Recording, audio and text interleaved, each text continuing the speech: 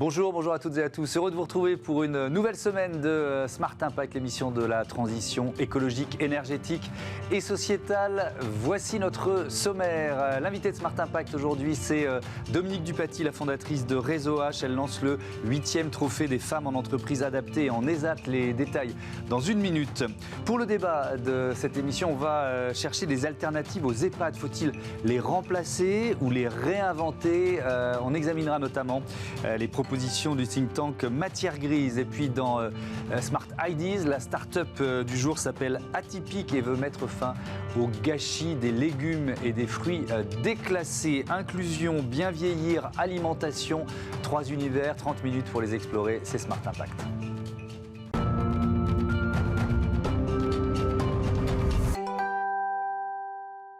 Bonjour Dominique Dupaty, bienvenue.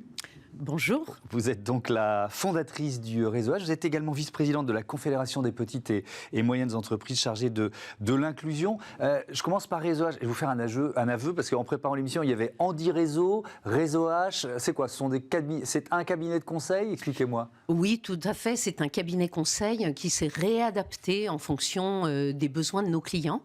Nous étions vraiment très spécialisés sur l'insertion des personnes en situation de handicap. Et à la demande de certains clients, nous avons ouvert notre spectre et nous sommes devenus beaucoup plus diversité, mais nous restons bien sûr très focalisés sur les situations de handicap. Oui, Andy Réseau qui s'inspire ou qui s'inspirait de l'éthologie humaine. Vous nous rappelez de quoi il s'agit? Alors l'éthologie humaine, c'est la science du comportement, c'est en lien avec les neurosciences. Ouais. Parfois, nous avons des réactions qui dysfonctionnent en entreprise et dans notre milieu, dans notre environnement. Et donc, nous travaillons vraiment à accompagner les personnes en situation de handicap, mais pas que, sur des comportements qui sont parfois inadaptés à leur insu dans les entreprises. Oui, mais pas que, parce que nous aussi, on peut avoir des biais ou des comportements, parfois involontairement, qui sont carrément excluants. Oui, mais de toute façon, nous avons tous des biais cognitifs. Oui. C'est notre cerveau qui économise notre énergie, puisqu'il en consomme beaucoup dans la journée. Donc l'idée, bien sûr, c'est d'essayer d'ouvrir un peu nos chakras et de comprendre que l'inclusion, c'est vraiment quelque chose de très important pour nos entreprises. Alors justement, si on regarde un peu vos clients, est-ce que certains viennent sur ce terrain par, j'imagine, et j'en suis convaincu, par conviction, d'autres pour respecter des obligations légales? C'est quoi un peu la motivation ? Alors la motivation, c'est d'abord de respecter les obligations légales, parce que les entreprises ont quand même une loi à respecter, mais ça devient quand même de plus en plus dans les mentalités, les gens se rendent compte de l'apport de la différence dans nos entreprises. Et ça vraiment, on le voit, ça fait quand même 16 ans que j'ai monté mon cabinet, et je l'ai vu évoluer énormément. Est-ce qu'on peut le modéliser, cet apport, en termes d'efficacité, ou est-ce que c'est un peu immatériel? Je pense que c'est assez immatériel. Ça appartient à chacun d'entre nous. On a tous une envie de découvrir l'autre, ou plutôt de se recroqueviller dans sa coquille. Et c'est vrai qu'on vit dans une société un petit peu peureuse par rapport à une différence qu'on pourrait ne pas connaître. Et je pense que c'est vraiment l'objectif de demain, c'est de se dire pourquoi est-ce que l'autre serait plutôt un risque plutôt qu'un apport. Et nous, on croit vraiment que l'autre peut être un véritable apport. Je vois ici beaucoup de start-up, c'est dans la rubrique Smart Ideas en fin d'émission, et nombreuses sont celles qui ont fait de l'inclusion un élément fondateur. Est-ce que c'est un mouvement que vous ressentez, ça ? Énormément. Enfin, nous, on voit que, d'abord, c'est un mouvement de jeunesse. Les jeunes ont envie de se retrouver dans leur métier de tous les jours.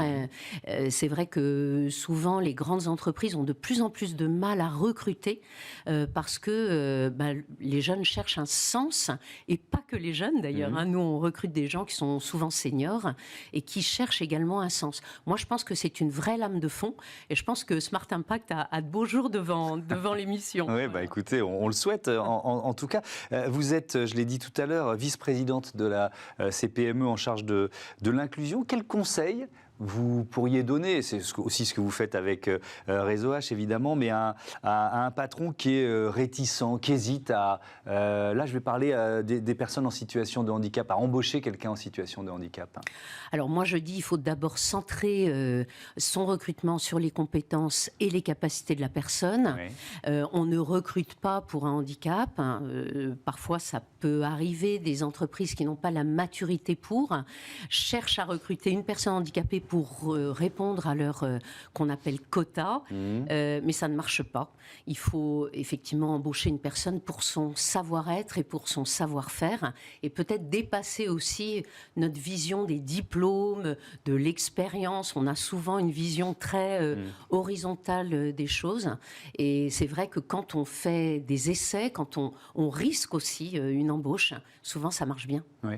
Je discutais, j'ai dans mon entourage proche une maman d'enfants autistes, et je discutais sur la vie quotidienne, le poids que ça représente. Elle disait, il y a parfois une vision un peu angélique, ou alors des mamans qui veulent donner une vision merveilleuse en disant ça a changé ma vie, finalement ma vie est plus belle, sauf que c'est aussi une vraie galère, quoi. Et je pense que c'est vrai aussi pour un chef d'entreprise, c'est-à-dire il faut peser et avoir en tête ce que ça peut représenter, quoi. C'est ni angélique ni dramatique, quoi. Voilà, mais ça dépend toujours de la personne. C'est vrai que nos entreprises ont un véritable rôle social, de plus en plus d'ailleurs. On nous demande d'avoir un rôle social. Je pense que ça a quand même toujours été. Après la Première Guerre mondiale, par exemple, on embauchait énormément de personnes, d'hommes qui revenaient du combat, qui étaient dans les tranchées, et ça a permis de reconstruire la société. On l'oublie souvent. Ouais. Mais les gueules cassées. Et les gueules cassées, exactement.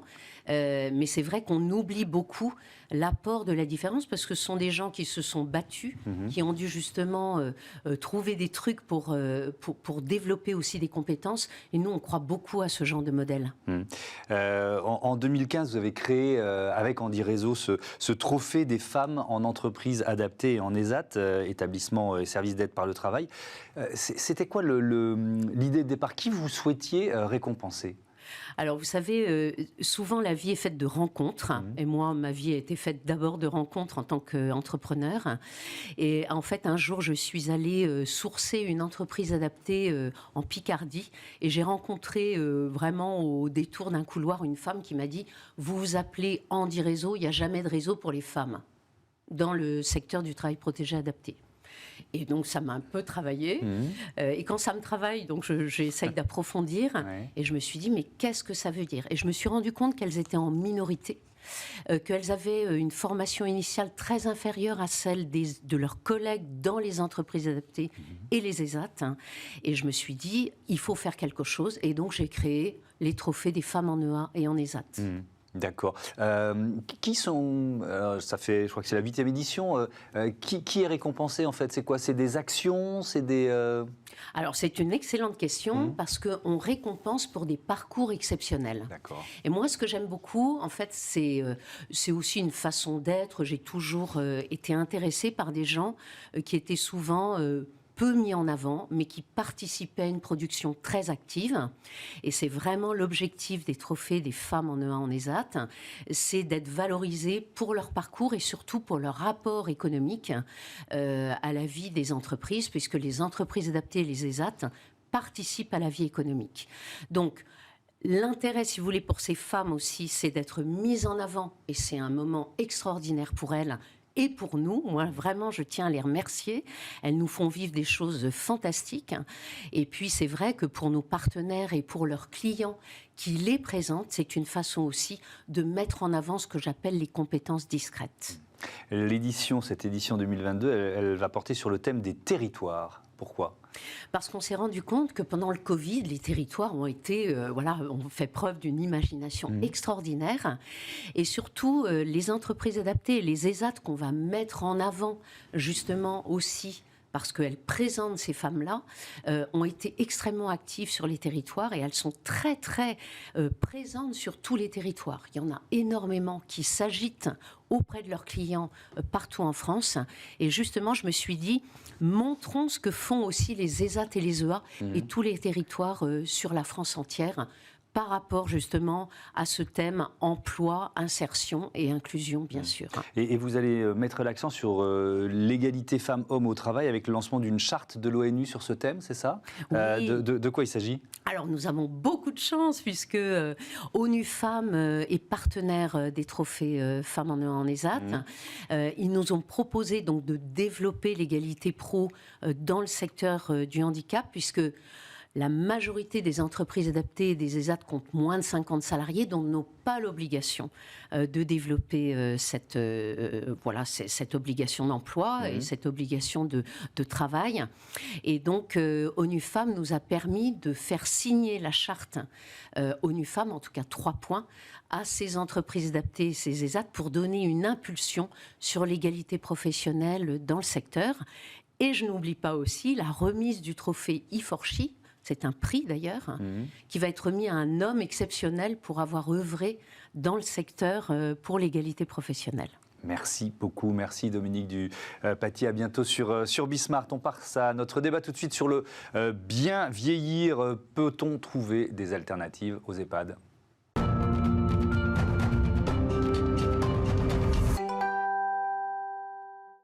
Le bien vieillir, la dépendance, les alternatives aux EHPAD, voilà le thème de notre débat tout de suite avec Paul-Alexis Racine-Jourdraine, bonjour. Vous êtes le fondateur de Cette Famille, Jérôme Guedj, bonjour. Bonjour. Co-fondateur du think tank Matière Grise. Un mot pour commencer de ce scandale révélé par le livre Les Fossoyeurs. Beaucoup de spécialistes de la dépendance et du bien vieillir, j'en ai reçu ici ou dans d'autres émissions, disent ne pas avoir été surpris. Et vous, Jérôme Guedj, comment vous avez réagi quand vous avez lu ou entendu Victor Castanel, journaliste ? Non, j'ai été surpris, abasourdi et effrayé par l'ampleur de ce qui était décrit et le niveau de conséquences pour les résidents et aussi pour les salariés qui manifestement vivaient difficilement cette situation. Donc le livre, il a une vertu première, c'est qu'il met un énorme coup de projecteur sur quelque chose qui est dans l'ordre du déni. Voilà, la question de la dépendance, la question du grand âge, elle n'est pas le regarder à sa juste Ça mesure. peut être un électrochoc parce que ça fait quand même des années que ces questions-là et qu'on a un peu sentiment que différents pouvoirs politiques sont un peu passés à côté de la grande réforme. Donc est-ce que ça peut être un électrochoc ? C'est terriblement cynique de dire ça, mais si la vertu de ce livre peut permettre, on est en campagne présidentielle, que ce sujet remonte en haut de la pile, là où il y a eu quand même une forme de procrastination depuis des années. Dans le dernier quinquennat, on avait dit qu'il faut faire une réforme grand âge, et au final, le président de la République l'avait promise, et au final, elle a été sacrifiée sur l'autel d'autres réformes et de la crise Covid. Donc si ça peut permettre juste à ce que les candidats à l'élection présidentielle disent la transition démographique, cette révolution de la longévité, c'est aussi important que la transition énergétique ou climatique. Voilà. Si on devait faire une comparaison, c'est don't look up. Voilà. Il faut regarder les yeux dans les yeux le fait qu'on ne peut pas passer à côté de ça, parce que sinon, et c'est un peu solennel ce que je dis, on aura une crise du vieillissement. C'est-à-dire on connaît la massification dans les années à venir du nombre de personnes âgées. Et donc, la démographie ne ment pas. La démographie, elle est tonitruante. Et donc, si on regarde ailleurs, à un moment, ça va nous péter à la figure. C'est-à-dire des EHPAD qui n'auront pas assez de moyens pour fonctionner, des acteurs du domicile qui seront fragilisés, des villes entières dans lesquelles on ne recrutera pas de personnel. En termes d'aménagement du territoire, c'est désastreux. Des acteurs associatifs, des entreprises qui essayent de porter des nouvelles solutions, mais pour l'instant qui se heurtent à une forme de rigidité administrative et d'absence de soutien à cette innovation. Donc voilà, si ça peut permettre, au moins ça aurait fait œuvre utile. Après, il y a la question de savoir comment on renforce, on va en parler. Oui, on va en parler tout de suite. Des EHPAD. Un chiffre, étude IFOP de 2019, 85% des personnes âgées souhaitent vieillir chez elles. C'est pas surprenant ce chiffre, Paul-Alexis Racine-Jourdraine. Cette famille, c'est une entreprise sociale et solidaire créée en 2018.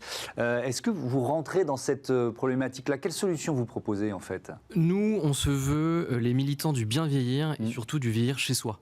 C'est-à-dire que le chez soi, le nouveau chez soi, c'est pas forcément le lieu où on a toujours vécu, mais c'est l'endroit où on a toujours vécu. Le bassin de vie où on a toujours vécu, là où on a nos relations, nos familles, nos amis. Et ce qu'on souhaite chez cette famille, c'est défendre ces solutions à petite échelle, c'est-à-dire dans les territoires, mais aussi des solutions de petite échelle. C'est-à-dire que chez cette famille, vous avez des solutions où vous êtes par 3 ou par 8 maximum dans des habitations qui sont adaptées, accompagnées, H24 et 7/7. Et notre objectif, c'est de remettre l'humain au centre du modèle et non pas les contingences ou les contraintes économique. Moi, je ne suis ni surpris par cette révélation qu'il y a effectivement dans ce livre Les Fossoyeurs, mais je suis plutôt atterré par la surprise des gens. Il y a une démission généralisée et une hypocrisie généralisée dans notre société. Il faut avoir le courage de regarder les choses en face et surtout le courage de se remettre face à cette problématique du vieillissement et de dire mettons les moyens, investissons et libérons les énergies comme voilà, je représente moi aussi les entreprises de l'économie sociale et solidaire, les entreprises à mission. Remettons l'humain au centre de notre modèle et non pas des contingences et des contraintes économiques. Ça, c'est pour le grand principe, très bien. Sur le concret, les solutions que vous proposez, si je suis caricatural, ce sont des mini-EHPAD ? Alors, c'est beaucoup plus que ça. Ouais. Puisqu'en fait, nous avons aujourd'hui 2 grandes solutions. Nous avons une première solution qui s'appelle l'accueil familial, très méconnue, mais qui mérite justement à être connue. C'est l'accompagnement de personnes âgées ou en perte d'autonomie dans des familles qui sont formées, qui sont agréées et qui sont sélectionnées pour accueillir chez elles jusqu'à 3 personnes. Ça coûte 2 fois moins cher que l'EHPAD et je peux vous garantir que le taux d'encadrement est exceptionnel. La qualité de vie également. Et nous avons une deuxième forme d'hébergement, c'est la colocation senior, l'habitat partagé, où là, on va avoir la possibilité d'accompagner 8 personnes qui ont leur chambre, qui ont leur partie indépendante, et également des parties communes, et qui vont être soutenues dans leur action et dans leur acte essentiel de la vie du quotidien, la préparation des repas, le lever et le coucher. Et l'intelligence, en tout cas, qu'on essaye de mettre dans ces dispositifs, c'est la notion de territoire et de petite échelle. Puisque quand vous faites des établissements, vous avez des établissements qui font 80-100 places. Donc on s'adresse à des zones tendues. Oui, et qui sont toujours à l'extérieur, enfin le plus souvent à l'extérieur des villes. Parce qu'il y a des problématiques de foncier, Bien etc. sûr. On cherche, nous, à retrouver un modèle économique viable, à petite échelle. Et donc ce qu'on peut faire dans des villes ou dans des villages de 500, 1000, 1500, 2000, 5000 habitants, on ne peut pas forcément le faire avec une grosse usine. Bien compris. Mais on peut le faire avec des petites unités. Ouais. Jérôme Gage, avec le think tank Matière Grise, vous formulez des propositions pour changer de modèle. C'est quoi? C'est réinventer ou inventer les pattes du futur? C'est ça l'ambition? Faire le lien avec ce qui vient d'être dit, Ouais. la priorité des gens, c'est de vieillir chez eux. Ouais. Donc pour vieillir chez eux, il faut donner des moyens au soutien à domicile. Donc il y a le chez-soi historique, donc c'est des enjeux d'adaptation du logement. On n'adapte pas assez les logements dans notre pays. Et puis il y a ce que j'appelle moi ces nouvelles formes de chez-soi, dont celles qui viennent d'être présentées, l'accueil familial, les pensions de famille, les colocations, toutes les formes d'habitat inclusif, d'habitat regroupé. Tout ça, c'est pas du tout assez développé dans le pays. Il faut diversifier. Donc le domicile sous ces nouvelles formes. Mais il faut être honnête. Il y aura des situations, et il y aura toujours des situations pour lesquelles on aura besoin d'établissements spécialisés quand le niveau de dépendance ne permet plus de rester dans une colocation, ne permet plus de rester à domicile. Et puis c'est un réseau important, donc voilà, vous dites on ne peut pas tout balayer, il faut le faire évoluer. D'abord, je le dis, il y a 7200 EHPAD, et nonobstant les difficultés qui peuvent surgir ici ou là, c'est quand même 400 000 professionnels du secteur médico-social, du soin, de l'accompagnement, de la gériatrie. L'avantage, c'est un maillage territorial très fort. 75% des plus de 75 ans vivent à moins de 5 km d'un EHPAD. Donc l'EHPAD, il va continuer à être nécessaire. Mais comment on le fait évoluer? À la double condition. Un, qu'il apprenne à travailler avec les acteurs du domicile. C'est-à-dire qu'il y ait une relation, ce ne soit pas un truc bunkerisé. Deux, bien évidemment, et le scandale Orpea l'a révélé, mais aussi les difficultés dans d'autres EHPAD, que la société donne des moyens de fonctionnement à ces EHPAD qu'elle ne donne pas aujourd'hui. C'est-à-dire que tout ce qu'on dit sur il n'y a pas assez d'aides-soignantes dans les EHPAD, je vous prends qu'un seul exemple. La nuit, dans un EHPAD, les gens pensent qu'il y a une présence médicale. Ben non, il n'y a que 15% des EHPAD dans lesquels il y a une infirmière. Et donc, quand il y a un pépin, on appelle le SAMU, les pompiers, on va hospitaliser.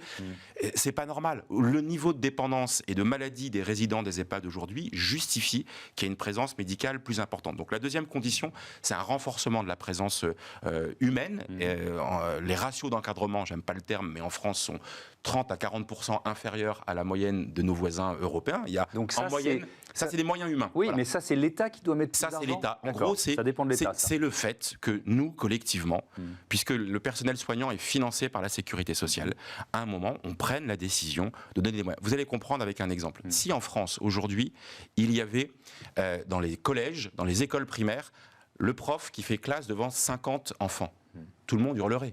tout le monde manifesterait devant le ministère de l'Éducation nationale. Aujourd'hui, c'est ce qui se passe dans les EHPAD. On a collectivement accepté que le nombre de personnels soignants qu'on met au contact de nos résidents soit insuffisant. Puis la troisième condition pour les EHPAD, c'est qu'on change radicalement, y compris son modèle architectural.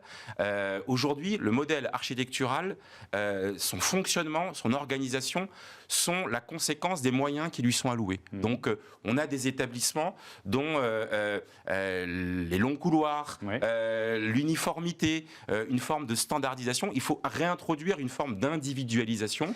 Il faut ouvrir les établissements sur son environnement. Le slogan, vous dites, place aux familles, vous dites jusqu'ici, on vous accueillait chez nous, désormais vous êtes ici chez vous. Ça pourrait être le slogan des EHPAD, de certains d'aujourd'hui ou des EHPAD dans 10 ans. Sauf que, alors là, c'est mon expérience personnelle, mais on fait déjà ça d'une certaine façon dans certains EHPAD. C'est-à-dire qu'on met une partie des meubles de la personne qui vient s'installer. Ça suffit pas, ça? Non, ça suffit pas, parce que d'abord, il faut aussi intégrer un phénomène, c'est que les générations qui demain vont rentrer dans les EHPAD sont plus celles qui ont connu les EHPAD d'hier. Il ne faut pas les penser. Aujourd'hui, c'est les 68ards qui sont potentiellement, voilà, parce que c'est les générations nées en 1945, 23 ans, 68. Tout le monde n'a pas lancé des pavés rue Gay-Lussac, mais tout le monde est porteur. Mais ils écoutent plus de rock que de musique classique. Oui, et puis ils sont porteurs des effets d'une génération. Et cette génération, c'est quoi? C'est la génération de la société de consommation. Donc quand je paye pour quelque chose auprès d'un service public ou auprès d'un acteur privé, ben, je veux en avoir pour mon argent. Et puis c'est la génération de l'autonomie, du libre choix. Vous ne pourrez pas à cette génération lui dire, voilà l'heure à laquelle vous allez manger, voilà ce que vous allez manger et l'endroit où vous allez le manger. Les gens veulent le choix. Si je veux prendre mon petit déjeuner à 10h, je veux prendre mon petit déjeuner à 10h. Si je veux avoir le choix du menu, je veux avoir le choix du menu. Et si je veux manger en chambre, à l'étage, ou voilà. Et donc tout ça, ça va bouleverser l'organisation, les moyens qui sont alloués. Paul-Alexis Racine-Jourdain, est-ce qu'il faut aussi, d'une certaine façon, parce que c'est lié, changer l'image des EHPAD ou des lieux d'accueil dans l'opinion? Parce qu'aujourd'hui, elle est quand même de plus en plus calamiteuse, quoi. Alors, l'image des lieux d'accueil et l'image des métiers du soin et du prendre soin dans ce secteur. Effectivement, aujourd'hui, quand on voit même architecturalement, on en parlait, des EHPAD, on ne sait pas très bien à quoi ça ressemble, on est espèce entre l'hôtel et l'hôpital, ça donne pas envie d'y aller et à personne. Moi, je ne crois pas que quand on accueille 100 personnes, on peut individualiser la prise en charge. Ça n'est pas possible, c'est un mensonge, c'est un leurre. Quand on fait des petites maisons qui sont adaptées, on a l'impression, vous parliez du chez vous, on arrive à la maison. On arrive chez soi. Le fait qu'il y ait un garage, qu'il y ait un grand salon, qu'il y ait une cuisine qui soit ouverte, tout ça c'est important et essentiel. Mais je reviens sur effectivement les salariés, les collaborateurs, parce que c'est un métier difficile, ce sont des métiers difficiles, pas très bien payés, donc c'est quoi les leviers pour les rendre attractifs, ces métiers? Alors, il y a déjà une notion qui est organisationnelle. On ne sait pas organiser aujourd'hui la prise en charge d'un point de vue managérial. C'est très difficile dans les services d'aide à domicile de pouvoir organiser des tournées, par exemple, puisque vous allez avoir des personnes qui vont être malades, qui vont aller être à l'hôpital, on va devoir les remplacer. Il y a également beaucoup de turnover, puisque ce sont des métiers qui sont très physiques. Donc il faut mieux organiser les tournées, mieux organiser les jours de travail de ces salariés. Et puis il y a également une revalorisation salariale. L'État a fait un pas, 15% avec le Ségur et l'avenant 43, mais c'est pas encore suffisant.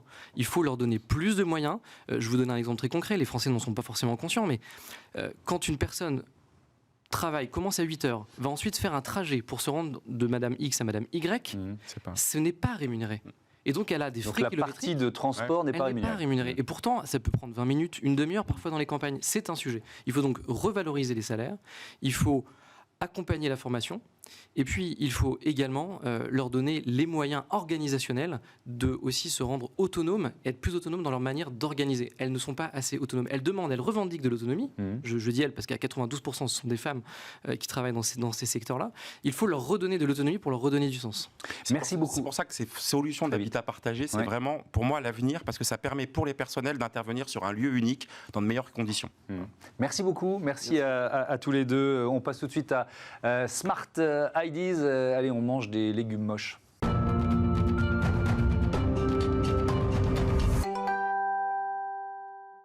Smart Ideas avec Thibaut Kibler, bonjour. Vous êtes le cofondateur d'Atypique, créé avec Simon Charmette il y a quoi, un peu moins d'un an.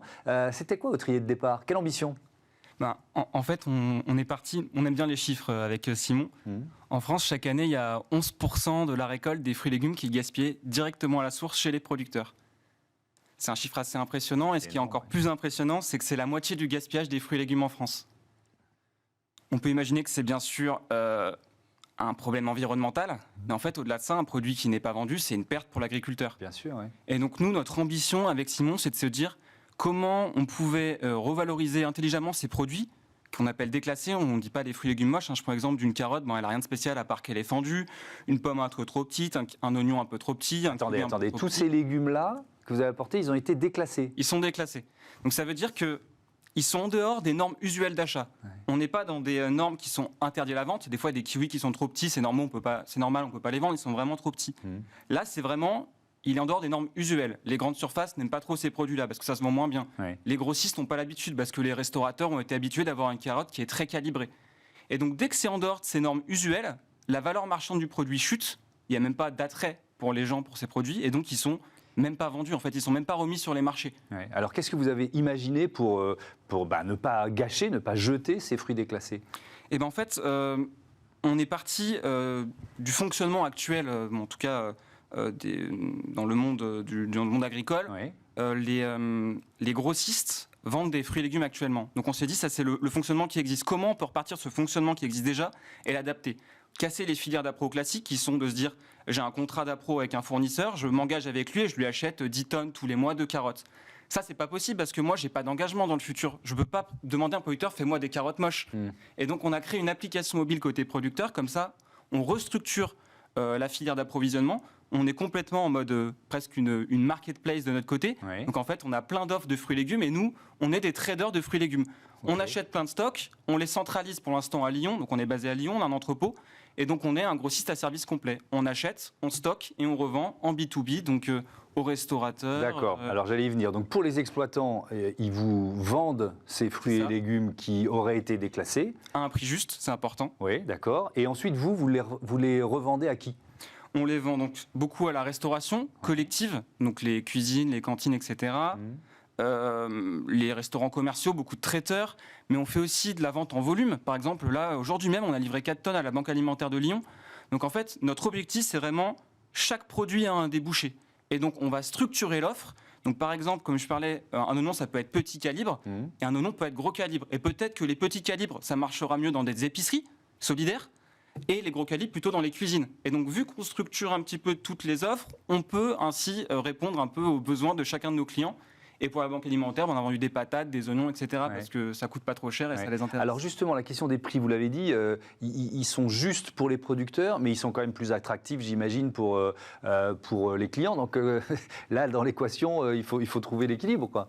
En fait, nous, on est parti de ce constat et c'était ultra simple. Notre projet, c'est des produits n'arrivent pas à être vendus, donc on les achète à un bon prix, moins cher. Oui, c'est quand même moins cher que des produits non déclassés, d'accord. La personne en début de chaîne gagne sa vie. Nous, on crée une boîte, on gagne notre vie, et nos clients gagnent mieux leur vie parce qu'ils achètent des produits moins chers. On permet en plus de passer on va dire une étape. Par exemple, moi j'ai des clients qui voulaient prendre des produits français, ils prenaient de l'espagnol bio, ils passent au français bio.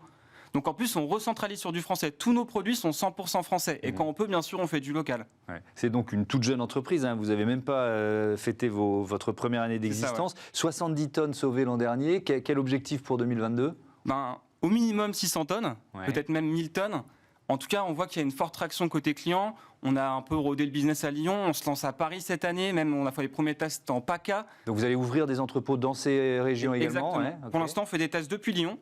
Et après, quand il y aura assez de volume, on pourra ouvrir les entrepôts dans les métropoles. On a vraiment une ambition nationale parce que notre business model, en fait, c'est d'en faire des tonnes. Donc, de vendre de plus de fruits et légumes pour en sauver le plus possible. Merci beaucoup, Thibaut Kibler. Bon vent à vos fruits et légumes atypiques. Voilà, c'est la fin de cette émission. Merci à toutes et à tous de votre fidélité. Je vous donne rendez-vous demain pour un nouveau numéro de Smart Impact sur la chaîne des audacieuses et des audacieux. Salut!